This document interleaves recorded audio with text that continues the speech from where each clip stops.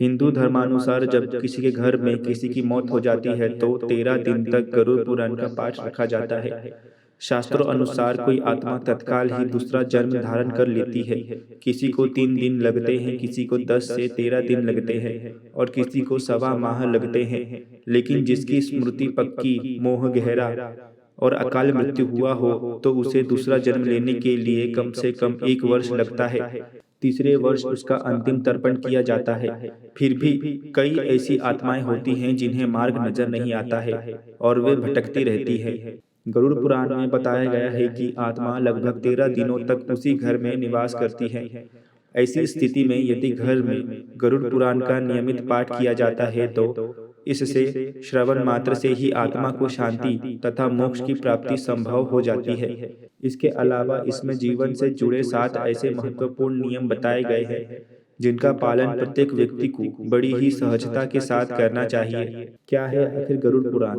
एक बार गरुड़ ने भगवान विष्णु से प्राणियों की मृत्यु, यमलोक यात्रा, नरक योनियां तथा सदगति के बारे में अनेक गूढ़ और रहस्य युक्त प्रश्न पूछे। उन्हीं प्रश्नों का भगवान विष्णु ने सविस्तार उत्तर दिया है। यह प्रश्न और उत्तर की श्रृंखला ही गरुड़ पुराण है। गरुड़ पुराण में स्वर्ग, नरक, पाप पुण्य के अलावा भी बहुत कुछ है। उनमें ज्ञान, विज्ञान, नीति, नियम और धर्म की बातें हैं। गरुड़ पुराण में एक और जहाँ मौत का रहस्य है तो दूसरी ओर जीवन का रहस्य छुपा हुआ है। क्यों सुनाते हैं इसे मृत्यु के बाद? गरुड़ पुराण में मृत्यु से पहले और बाद की स्थिति के बारे में बताया गया है, इसीलिए यह पुराण मृतक को सुनाया जाता है। 13 दिनों तक मृतक अपनों के बीच ही रहता है। इस दौरान गरुड़ पुराण का पाठ रखने से वह स्वर्ग, नरक गति, सदगति, अधोगति, दुर्गति आदि तरह की गतियों के बारे में जान लेता है। आगे की यात्रा में उसे किन किन बातों का सामना करना पड़ेगा, कौन से लोक में उसका गमन हो सकता है, यह सभी वह गरुड़ पुराण सुनकर जान लेता है। जब मृत्यु के उपरांत घर में गरुड़ पुराण का पाठ होता है तो इस बहाने मृतक के परिजन यह जान लेते हैं कि बुराई क्या है और सदगति किस तरह के कर्मों से मिलती है, ताकि मृतक और उसके परिजन दोनों ही यह भली भांति जान ले कि उच्च लोक की यात्रा करने के लिए कौन से कर्म करना चाहिए। गरुड़ पुराण हमें सत्कर्मों के लिए प्रेरित करता है। सत्कर्म और सुमति से ही सद्गति और मुक्ति मिलती है। गरुड़ पुराण में व्यक्ति के कर्मों के आधार पर दंड स्वरूप मिलने वाले विभिन्न नरकों के बारे में बताया गया है।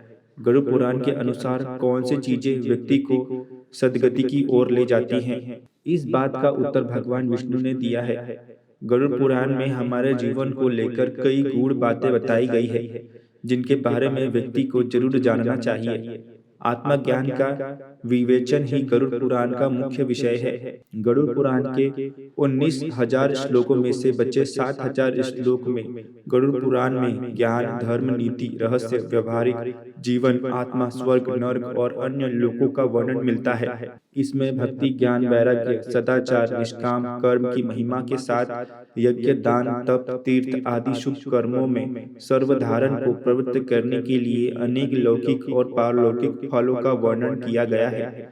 यह सभी बातें मृतक और उसके परिजन जानकर अपने जीवन को सुंदर बना सकते हैं। इसके अतिरिक्त इसमें आयुर्वेद, नीतिसार आदि विषयों के वर्णन के साथ मृत जीव के अंतिम समय के किए जाने वाले कृत्य का विस्तार से निरूपण किया गया है।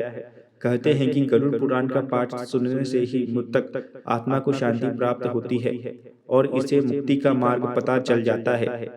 वह अपने सारे संतापों को भूलकर प्रभु मार्ग पर चलकर सद्गति प्राप्त कर या तो पितरलोक में चला जाता है या पुनः मनुष्य योनि में जन्म लेता है। उसे प्रेत बनकर भटकना नहीं पड़ता। गरुड़ पुराण में 84 लाख नरक का वर्णन बताया गया है और इनमें से 16 नरक को घोर नरक बताया गया है। गीता में भगवान कृष्ण ने कहा है, नैनं छिन्दन्ति शस्त्राणि नैनं दहति पावकः न छेन्द क्लेदयन्त्यापो न शोषयति मारुतः। अर्थात श्री कृष्ण कहते हैं कि हे अर्जुन, ये आत्मा अजर अमर होती है। इसे ना तो आग से जला सकते हैं और न ही पानी से भिगाया जा सकते हैं और न ही हवा से सुखाया जा सकता है और न ही कोई अस्त्र शस्त्र इसे काट सकता है। आत्मा का विनाश कोई नहीं कर सकता है। यह शरीर विनाशी है और आत्मा अविनाशी है। जन्म या मृत्यु सिर्फ शरीर का होता है, आत्मा का नहीं। आत्मा को दुनिया के किसी भी अस्त्र शस्त्र से न तो काटा जा सकता है और न ही इसे अग्नि में जलाया जा सकता है। यहाँ भगवान कृष्ण के कहने का तात्पर्य यह है कि मानव जिसे जन्म या मृत्यु समझता है, वास्तव में ऐसा कुछ भी नहीं होता है। जन्म या मृत्यु सिर्फ एक नश्वर शरीर का होता है। आत्मा तो जन्म मृत्यु से परे है। आत्मा अजर, अमर और शाश्वत होती है। गरुड़ पुराण के अनुसार यमदूत मृतक को वैतरणी नदी पार कराते हैं, रास्ते में यातनाएं देते जाते हैं, फिर नर्क में उन्हें उनके कर्मानुसार सजाएं दी जाती हैं, या फिर चित्रगुप्त उनके अच्छे कर्मों के अनुसार स्वर्ग में भेज देते हैं। इस्लाम में इसे जन्नत और खोजक कहा जाता है। अंग्रेज इसे हेल और हेवन कहते हैं। प्रश्न उठता है कि जब मृत्यु के पश्चात शरीर को जला दिया जाता है या दबा दिया जाता है या उसका किसी अस्पताल में देह दान हो जाता है, तो उसे नर्क में गर्म तेल में तला कैसे जाता है? बेहोश होने तक पीटा कैसे जाता है? आग में जलाया कैसे जाता है? शारीरिक यातनाएं, कष्ट कैसे दिए जा सकते हैं? यहाँ गरुड़ पुराण तथा गीता में परस्पर विरोधाभास है। क्या सचमुच स्वर्ग या नर्क है या कपोल कल्पना है? विज्ञान सारा यूनिवर्स खोज चुका है, कहीं कुछ नहीं मिला। वास्तव में हमारे ग्रंथ में यह सब कुछ समाज को सही रास्ते पर चलने के लिए नर्क आदि का भय दिखाकर समझाने का प्रयास किया जाता है, ताकि हम अच्छे कर्म करें।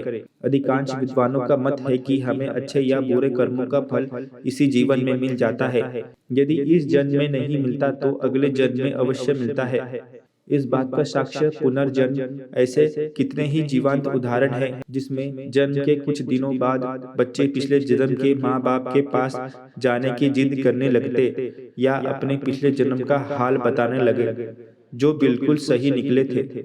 पुनर्जन्म की वास्तविक घटनाओं का विवरण केवल भारत में ही नहीं अपितु पूरे विश्व में मिलता है। गीता की इस अवधारणा पर विश्वास और दृढ़ हो जाता है कि शरीर नश्वर है। मरणोपरांत आत्मा अपने कर्मानुसार एक शरीर से दूसरे शरीर में प्रवेश कर जाती है।